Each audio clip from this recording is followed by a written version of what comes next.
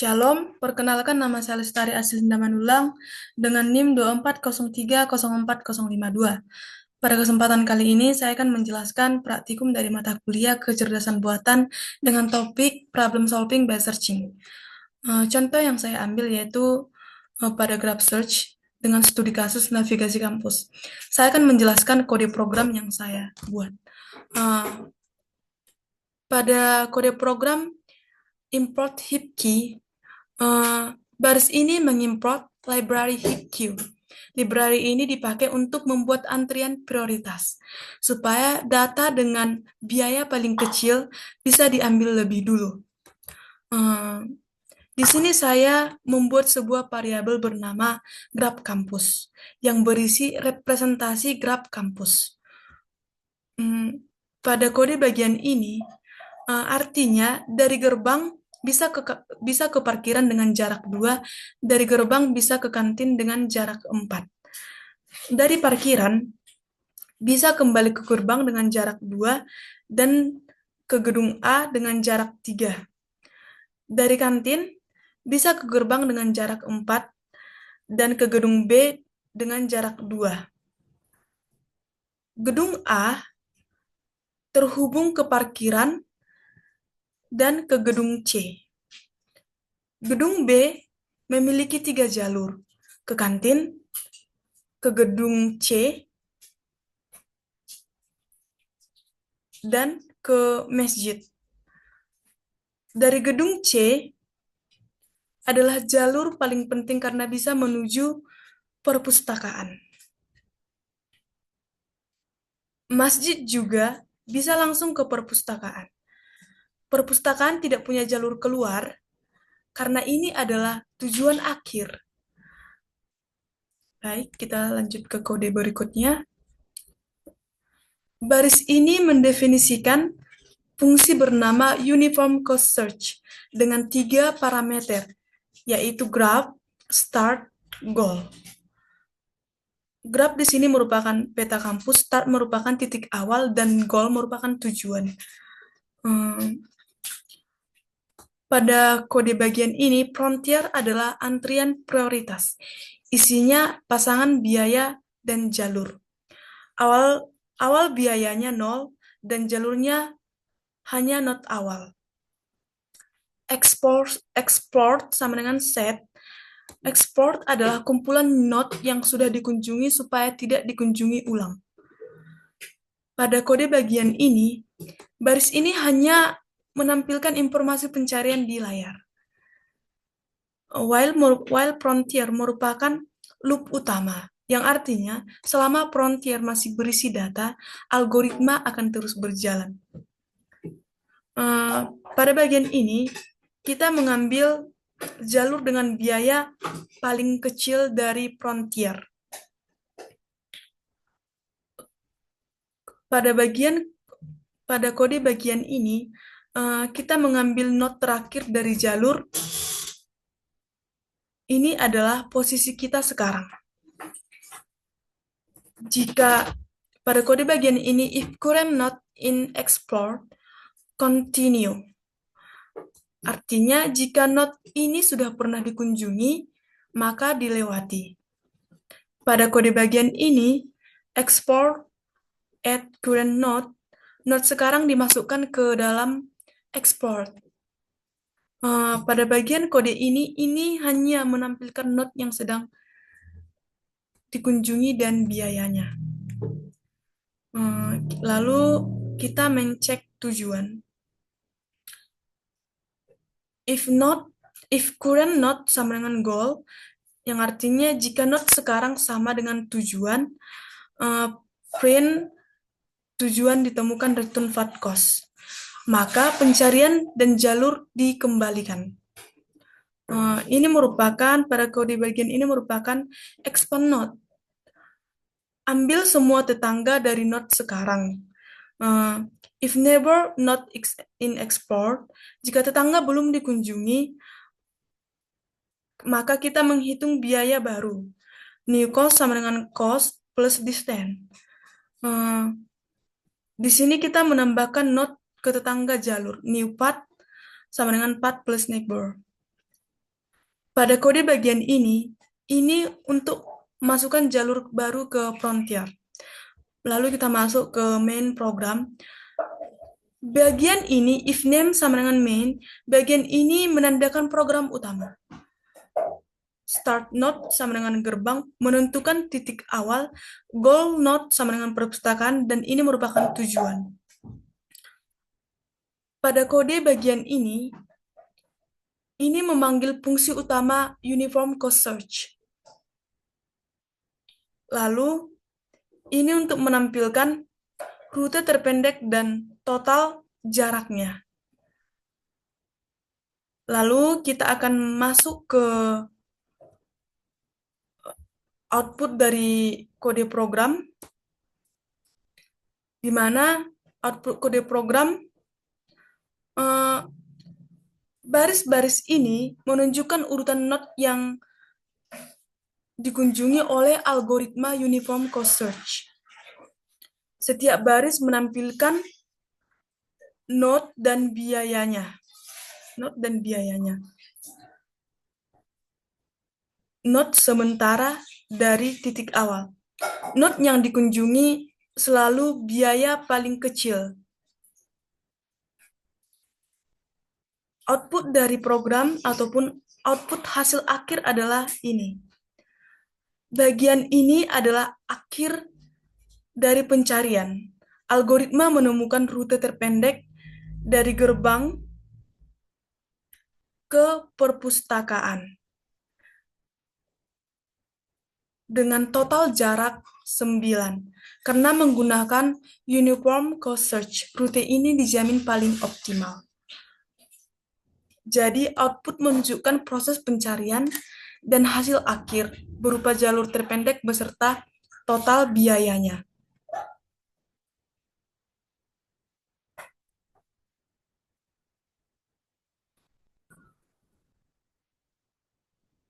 Baik, saya akan melanjutkan uh, research dengan studi kasus struktur folder komputer.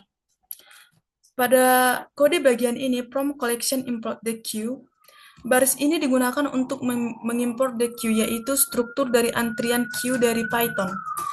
The queue dipakai karena BVS bekerja dengan prinsip FIFO atau first in, first out, yang artinya selalu mengambil data yang lebih dulu masuk. Pada kode bagian ini merupakan representasi tree, struktur folder. Struktur ini merepresentasikan tree dalam bentuk dictionary. Key adalah folder dan value adalah isi folder tersebut. Contohnya kita lihat pada kode ini, root berisi dokumen, pictures, video. Folder AI berisi laporan AI.docs. File ini tidak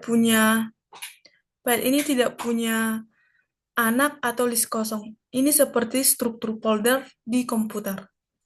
Baik, kita masuk ke kode berikutnya.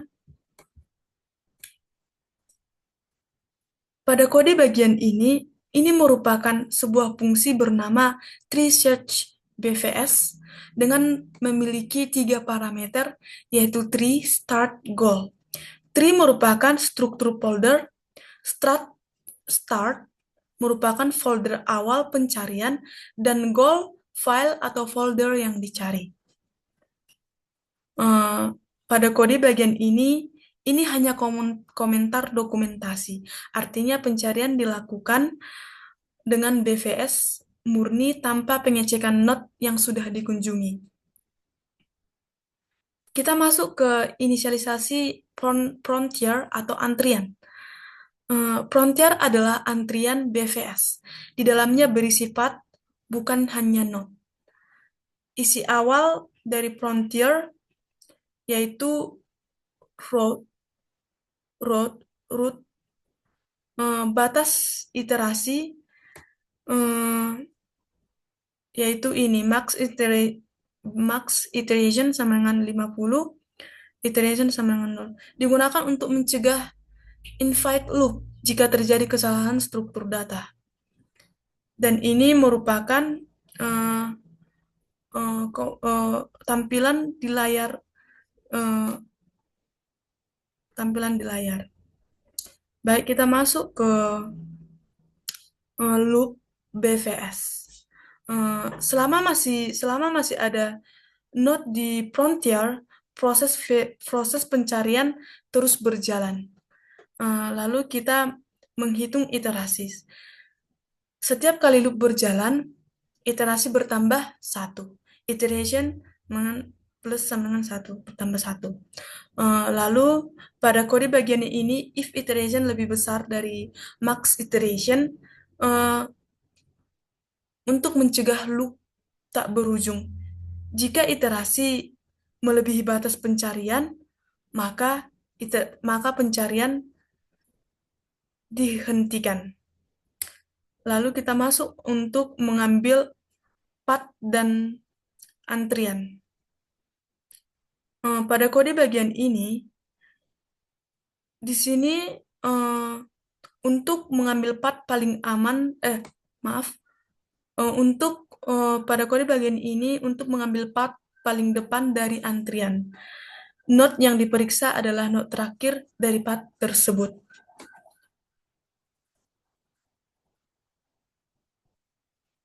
Ini pada kode bagian ini hanya tampilan proses BPS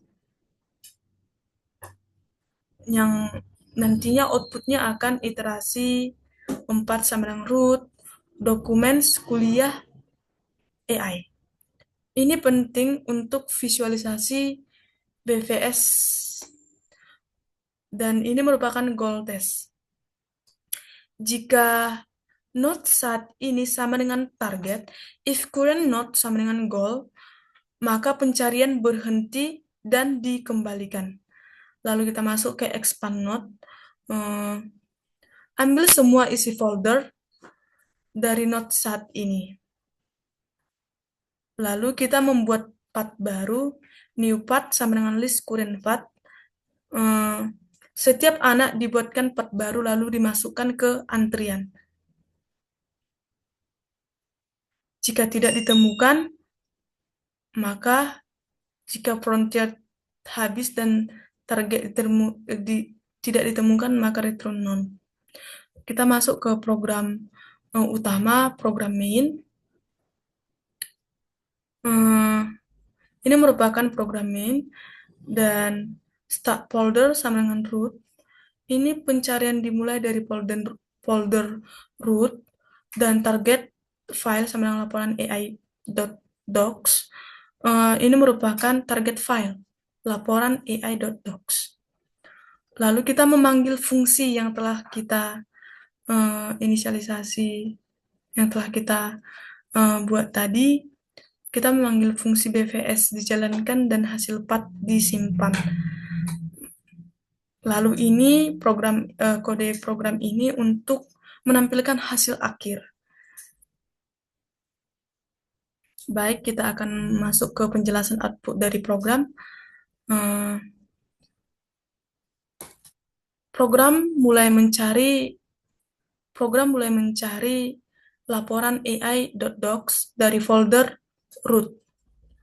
Iterasi 1 sampai 4, BPS mengecek seluruh folder level pertama, dokumen, features, video.